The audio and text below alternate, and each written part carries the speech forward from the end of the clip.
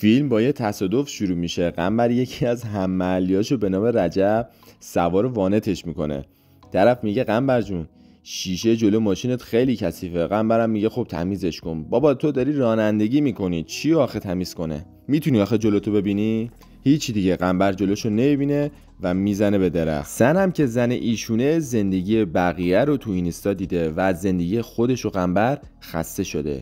یه روز به ذهنشون میرسه که از آقای دکتر دلشاد مشاوره بگیرن. دکتر میگه شما تو روز قمر تو عقرب عقد کردید، باید طلاق بگیرید و دوباره تو یه روز مناسب عقد کنید تا گرفتگی‌های زندگیتون حل بشه. قنبر و سنم از هم طلاق میگیرن و داستانو برای عاقد تعریف میکنن. عاقدم میگه بعد از ظهر فلان روز بیاید، زمان خوبیه.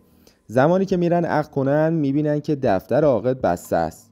مدارک همین وسط پیش عاقد جا مونده. هیچی دیگه، خلاصه مجبور میشن که برگردن. منوچهر داداش سنم از این داستان بو میبره و میگه تا کسی نفهمیده بریم و عقد کنیم. اما متاسفانه کل ده متوجه طلاق اینا شدن. حالا معلوم نیست این وسط کی دهن‌لقی کرده. سنم زمانی که میبینه همه متوجه این طلاق شدن میگه که من دیگه عقد نمیکنم. بابا نگران آبروم بودم که دیگه چیزی ازش نمونده.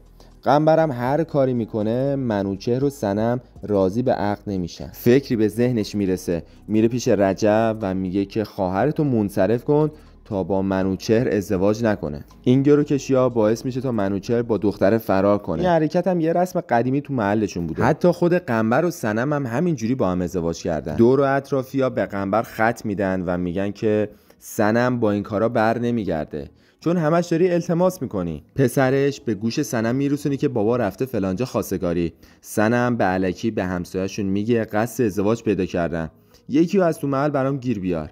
این حرف به گوش قنبر میرسه. اونم قاطی میکنه و میره دم خونه و مغازه و هر کسی که به ذهنش میرسیده و خلاصه آشوبی به پا میکنه. سنم دلش دوباره میره پیش قنبر، اما این بار داداشش اجازه نمیده. قنبرم چاره‌ای نداره که دوباره میره و سنمو میدزده. همه داستانا تموم میشه. حالا هم یه جشنی برای قنبر و زنش و منوچهر و زنش گرفتن. منوچهر و زنش با هم عقد میکنن، اما سنم و قنبر از عقد جا میمونن و همینجا فیلم به پایان میرسه.